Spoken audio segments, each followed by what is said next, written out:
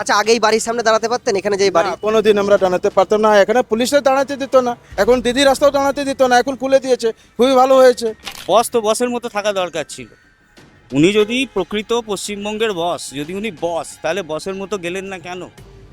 আজকে উনি কোথায়? নমস্কার দর্শক, আপনারা দেখছেন প্যামফ্লেট বাংলা, সঙ্গে রয়েছে আমি অমিত। দর্শক, জ্যোতিষশাস্ত্র মতে যদি তৃণমূল দলের বর্তমান গ্রহের অবস্থান বলি, তাহলে এ বলাই যায় যে তৃণমূল দলের বর্তমান অবস্থান কার্যত শনির সাড়ে সাথী। কেন বলছি? কারণ ইতিমধ্যেই আমরা যেটা দেখলাম, কলকাতার মেয়র ফিরোজ হাকিম তিনি ইস্তফা দিয়েছেন এবং তার পরবর্তীতে তৃণমূলের রাজ্য সহসভাপতি জয়প্রকাশ মজুমদার জোরপূর্বক বালি দখল এবং তার পাশাপাশি শ্লীলতাহানির দায়ে কার্যত গ্রেপ্তার হয়েছেন। এবং আজ আমাদের চর্চার প্রধান বিষয় তৃণমূলের সর্বভারতীয় সাধারণ সম্পাদক, যার বাড়ি আমার পেছনে রয়েছে, সেই অভিষেক ব্যানার্জি, তাকে ইডি নোটিশ পাঠিয়েছে, যাকে আগামী সপ্তাহে ইডির প্রশ্নের মুখোমুখি হতে হবে। তবে প্রশ্ন হচ্ছে, আবার কি কোনো সেই যোগসূত্র খুঁজে পেল প্রাথমিক নিয়োগ দুর্নীতির অর্থের সাথে কোনো জায়গায় লিপস অ্যান্ড বাউন্স কোম্পানির? আবার কি আমরা শুনতে চলেছি সেই কালীঘাটের কাকু সুজয় কৃষ্ণ ভদ্রের মুখে, আমার বসকে কেউ ছুতে পারবে না? এই একাধিক বিষয় নিয়ে আমরা প্রশ্ন করেছিলাম স্থানীয় কিছু বিশেষ ব্যক্তিদের সাথে। আসুন দেখি তারা কি বলছে। দাদা, এই এখন দাঁড়িয়ে রয়েছি শান্তিনিকেতনের ঠিক সামনে, যে বাড়ির মালিক অভিষেক ব্যানার্জি, তৃণমূলের সর্বভারতীয় সাধারণ সম্পাদক, যাকে গতকাল আমরা দেখলাম ইডি নোটিশ পাঠিয়েছে। কি বলবেন এই প্রশ্নে?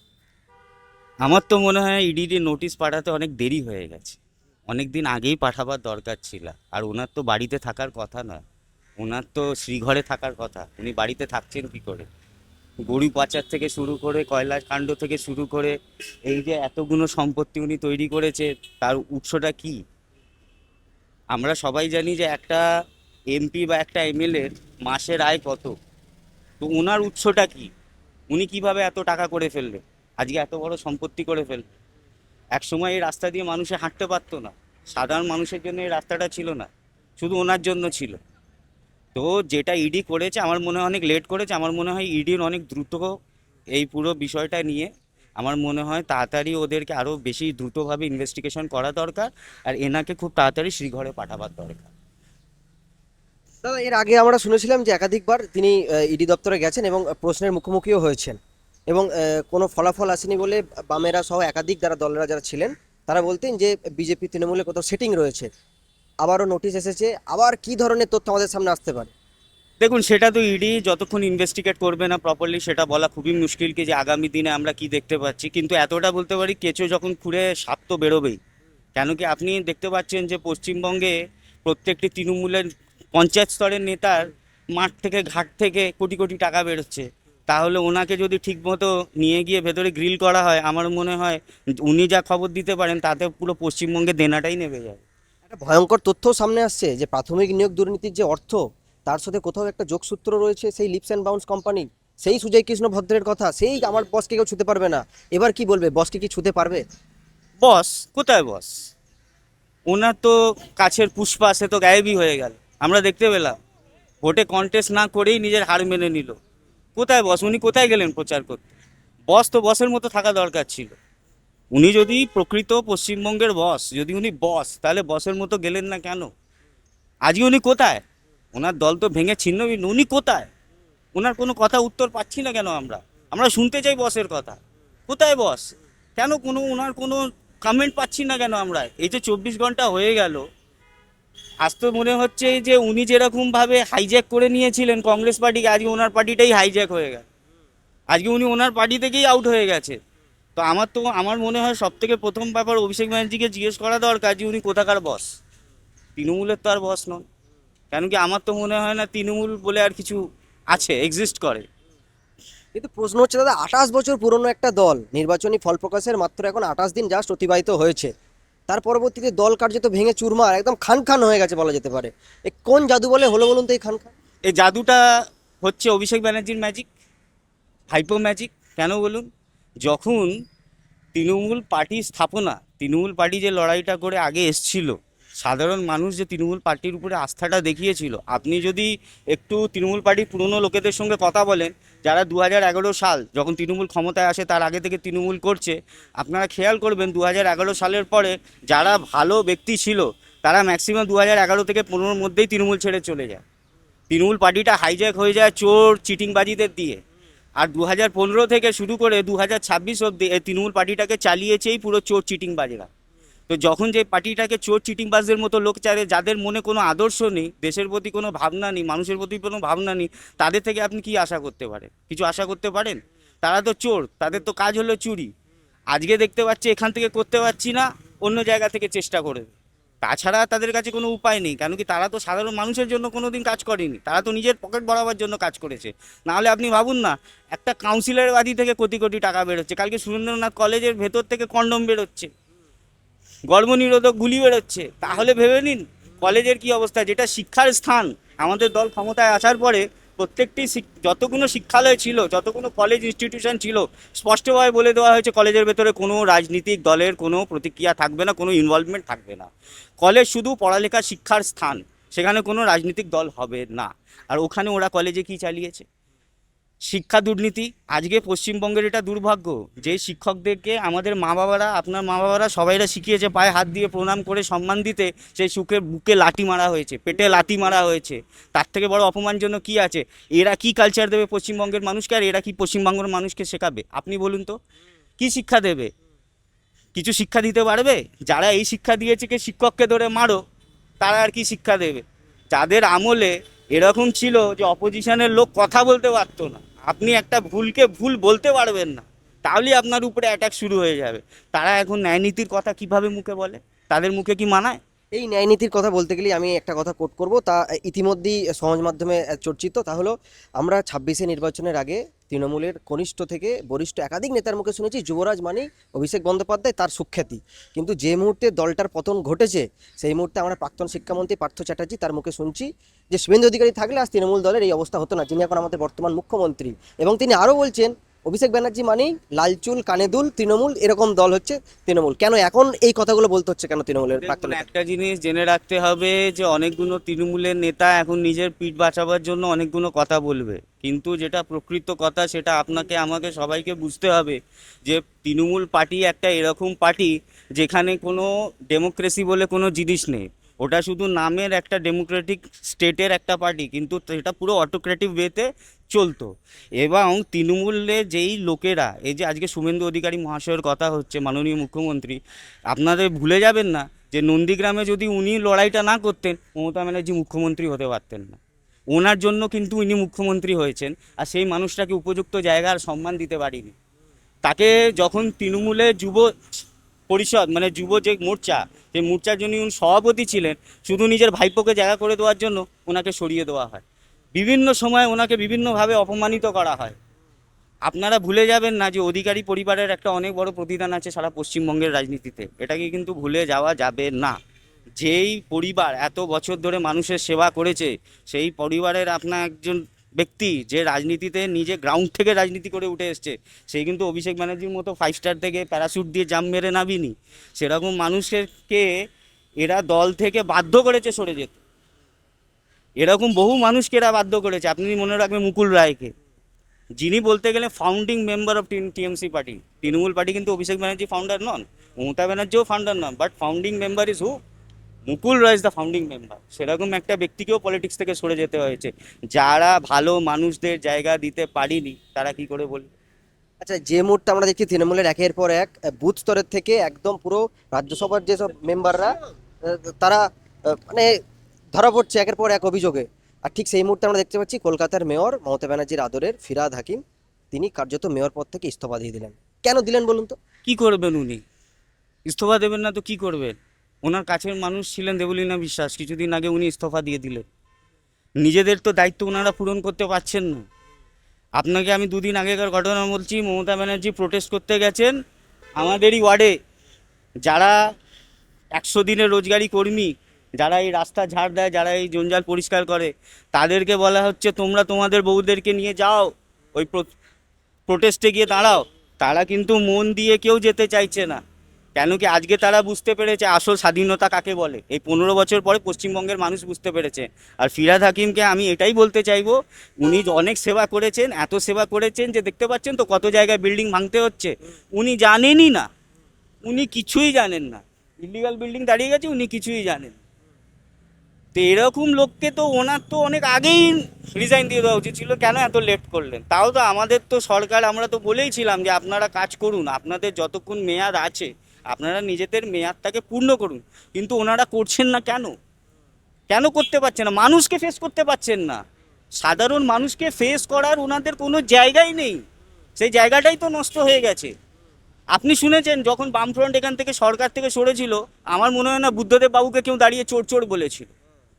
কিন্তু আজ উনি যেমনি সরকার থেকে সরেছে, ওনার প্রত্যেকে গ্রাউন্ড স্তরের নেতাকে অবধি লোকে চোর চোর চোর বলছে। তাহলে কি আপনারা কি চান চোরেরা আর চালাক? দাদা, এই যে মুহূর্তে আমরা দেখছি যে সন্দেশখালী শাহজাহান দেখেছি, তার পরবর্তী আমরা ফলতার জাহাঙ্গীর দেখেছি, আমরা ম্যাঙ্গো দেখেছি আর যে কসবা ল কলেজে, এবং তার পরবর্তীতে ইতিমধ্যে যে খবর সামনে আসছে, তৃণমূলের রাজ্যের সহসভাপতি জয়প্রকাশ মজুমদার তিনিও শিলথানির কেসে কার্যত গ্রেপ্তার। কি বলবেন এই প্রসঙ্গে? জয়প্রকাশ বাবুর বিষয়ে আর কি বলবো, কালকে তো আমরা দেখতেই পেলাম 12 বছর একজনের বাড়ি দখল করে রেখে দেওয়া, তাকে ভাড়া না দেওয়া, আর নিজের রাজনৈতিক ক্ষমতা খাটিয়ে তাকে সময় সময় ভয় দেখানো এবং তাদেরকে প্রতারিত করা। আজকে সাধারণ মানুষ জয়প্রকাশ বাবুকে বুঝিয়ে দিয়েছেন যে ওনার কিন্তু পশ্চিমবঙ্গের রাজনীতিতে কোনো জায়গায় নেই, ওনার জায়গা শ্রীঘরে, উনি উপযুক্ত জায়গাতেই গেছেন। আর আগামী দিনে আমার মনে হয় যদি প্রপারলি ইনভেস্টিগেশন করা হয়, ওনার বাইরে বেরোবারও কোনো চান্স। বাড়ির সামনে দাঁড়িয়ে রয়েছেন শান্তিনিকেতনে বাড়ির মালিক অভিষেক বন্দ্যোপাধ্যায়, যিনি তৃণমূলের সর্বভারতীয় সাধারণ সম্পাদক। গতকাল ইডি নোটিশ দিয়েছে, কি কেমনভাবে দেখছেন বিষয়? আমি তো এখানে থাকি না, বালুঘাটে থাকি। আমি আসছি আমাদের সুকান্ত মজুমদার সেই বিধানসভা থেকে, লোকসভা থেকে, বালুরঘাট থেকে। যা করছে সবাই জানেই তো, আর কি বলবো, কিছু বলার নেই। শেষ করে দিয়েছে পশ্চিমবঙ্গকে, একদম শেষ। এই জায়গাটা এর আগে কোনোদিন এসেছিলেন? না, কোনোদিন আসেনি। আচ্ছা, শুনেছেন এই জায়গার ব্যাপারে? এখানে মানুষজন খুশি বলে তো দেখলাম, যাই দেখে আসি একটু। এখানে বলে বাড়িতে এক্সিলেটর করছে নাকি ওঠার। দেখার ইচ্ছা আছে? না, আর দেখার ইচ্ছা না, আর কি দেখবো। এখন তো দাস আমাদের জয় শ্রীরাম, জয় সিয়ারাম। কি কি মনে হয় ইডি নোটিশ পাঠিয়েছে, এরপরে কি? সেটা আইনের পথে কাজ ওটাই হবে, আইন যেটা ভালো বুঝে ওটা করবে। কিন্তু আমরা খুব খুশি, এখন আমরা জয় শ্রীরাম। দাদা, তৃণমূলের সর্বভারতীয় সাধারণ সম্পাদক অভিষেক ব্যানার্জি বাড়ির সামনে দাঁড়িয়ে রয়েছেন এই যে শান্তিনিকেতন। গতকাল ইডি নোটিশ দিয়েছে, আগামী সপ্তাহে তাকে প্রশ্নের মুখোমুখি হতে হবে ইডির। কেমন লাগছে বিষয়? খুবই ভালো। লাগছে। হ্যাঁ, কারণ এ যে বিল্ডিং করেছে শুনেছি আমরা কি ইলিগাল বিল্ডিং আছে, এটা নোটিশে দিয়েছে, আগে আগে থেকে নোটিশ দেওয়া আছে। ঠিক আছে, দেখবে সরকার, এখন নতুন সরকার এসে দেখি কি করা যাবে, কি করবে না করবে, এখন তো করেই দিচ্ছে। ঠিক আছে, দুর্নীতি দুর্নীতি এই এই অভিষেক দুর্নীতি আবার আর হবে না, যা হওয়ার আগে ছিল হয়ে গেছে। দুর্নীতির অভিযোগ রয়েছে এই অভিষেক ব্যানার্জি। হ্যাঁ, অনেক অনেক, যা এখন সব জায়গায় ফলতাতে যে বলেছিলেন উনি, জাহাঙ্গীর খান আর অভিষেক ব্যানার্জি বলেছিলেন আমাদের অমিত শাহজিকে কি যদি বাপের বেনা হন, বুকের পাটা যদি হন, তা 4 তারিখ থেকে আমাকে 12টা পরে দেখা করবেন। এত বড় সাহস হয়ে গেছে। ঠিক আছে, আর কিছু বলতে পারবো না, এখন ডিউটিতে আছি। বাই। আগেই বাড়ির শ্রীরাম, জয় শ্রীরাম। আচ্ছা, আগেই বাড়ির সামনে দাঁড়াতে পারতেন, এখানে যে বাড়ি। না, কোনোদিন আমরা দাঁড়াতে পারতাম না, এখানে পুলিশে দাঁড়াতে দিত না, এখন দিদি রাস্তাও দাঁড়াতে দিত না, এখন খুলে দিয়েছে, খুবই ভালো হয়েছে, লোক যাওয়া আসা করছে। আনন্দ লাগছে আপনার? আনন্দ লাগছে, কি খুবই ভালো লাগছে। দাদা, এই যে শান্তিনিকেতনের সামনে দাঁড়িয়ে আছেন অভিষেক ব্যানার্জি যে বাড়ির মালিক, সেই অভিষেক ব্যানার্জিকে গতকাল ইডি নোটিশ পাঠিয়েছে, যোগসূত্র আবার হয়তো খুঁজে পাওয়া যাবে সেই প্রাথমিক নিয়োগ দুর্নীতির অর্থের সঙ্গে লিপস অ্যান্ড বাউন্স কোম্পানির। কি বলবেন এই বিষয়ে? দেখুন, এই বিষয়ে তো কিছু বলার নেই, এখন সরকার চেঞ্জ হয়েছে, সব জিনিসই হবে। এবার উনি যদি ঠিক মনে হয় উনি জবাব দেবেন, ওনার যেটা হবে প্রাপ্ত যেটা জবাব দেবেন সেটা গভর্নমেন্ট ভেরিফাই করবে, ভুল থাকলে সাজা হবে, নাহলে যেরকম চলছে সেরকম চলতে থাকবে। তাতে তো আর নতুন কিছু নেই, যে গভর্নমেন্টের নিয়ম, সরকার চেঞ্জ হয়েছে, এখন তো হবেই। ইনি যা করেছেন তাতে তো ওনাকে ভুগতেই হবে, হ্যাঁ, দিতেই হবে। আচ্ছা, এই যে বাড়ির সামনে দাঁড়িয়ে রয়েছেন, এখন কথা বলছেন সশরীরে, এই রাস্তা দিয়ে আগে কোনোদিন গেছেন? না, এই রাস্তায় যেতে পারতাম না, ওই পার দিয়ে যেতে হতো, এই পারে আপনি যেতে পারবেন না, আচ্ছা এই পারে যেতে পারবেন না। দাদা, এই যে শান্তিনিকেতন 188 রে যার মালিক অভিষেক বন্দ্যোপাধ্যায়, যিনি বলতেন যে যুবরাজ, তৃণমূলের যুবরাজ, হ্যাঁ, সেই যুবরাজকে গতকাল সিএম হ্যাঁ হ্যাঁ, তাকে এখন ইডিতে নোটিশ পাঠিয়েছে গতকাল, এবং তাকে আগামী সপ্তাহে হাজিরা হতে হবে ইডি দপ্তরে। কি মনে হচ্ছে সেই কালীঘাটের কাকুর ভয়েস, সেই লিপস অ্যান্ড বাউন্স কোম্পানি, তবে কি এবার সবকিছু বেরিয়ে আসতে চলেছে? নিশ্চয়ই আইনের কাজ করছে। আইনের জটিলতা পড়লে থেকে আইন থেকে যদি আইনের পথে যদি বেআইনিভাবে কোনো কিছু করে, সেটা ধ্বংসের পথে যেতেই হবে। আর যদি বেআইনিভাবে না থাকে তাহলে সে সেরকমই থাকবে। কিন্তু সে আর রাজপুত্র না, সে এখন ভূমিপুত্র, আম জনতার মতন। তাকে আমাদের মতনই রাস্তাঘাটে ঘুরতে হবে। এই যেখানে দাঁড়িয়ে কথা বলছেন, এখানে আগে দাঁড়িয়ে কোনোদিন কথা বলতে পারতেন? অবশ্যই এখানে দাঁড়িয়ে কেন, এখানে গাড়িও ঠিকভাবে যেতে পারতো না। তুমি রাস্তাটা কতটা ব্লক করা থাকতো দেখতে পারতে। আর এখন তো মানুষ তো তাও স্বাধীনভাবে যেতে পারছে। আগে এখানে কতগুলো সাদা লোকের ড্রেসের লোকে পড়াতে, সে সাদা ড্রেসগুলো কোথায় গেল? স্বাভাবিক, আগে লোকে জমজম জমজম করতো, এখন তাহলে সেই নীরবতাটা কোথায় গেল? নীরবতা পালন করছে সব। আচ্ছা, ঘর তো দেখা যাচ্ছে বন্ধ। তা বন্ধ তো বন্ধ। আচ্ছা, যে মুহূর্তে একের পর এক তৃণমূলের নিচু স্তর থেকে উঁচু স্তরের সমস্ত দলের নেতা কার্যত জেলবন্দি হচ্ছে, এমন অবস্থায় দেখা যাচ্ছে যে ফিরহাদ হাকিম কলকাতার মেয়র, তিনি মেয়র পদ থেকে ইস্তফা দিয়ে দিয়েছে। কেন কেন দিয়েছে বলুন তো?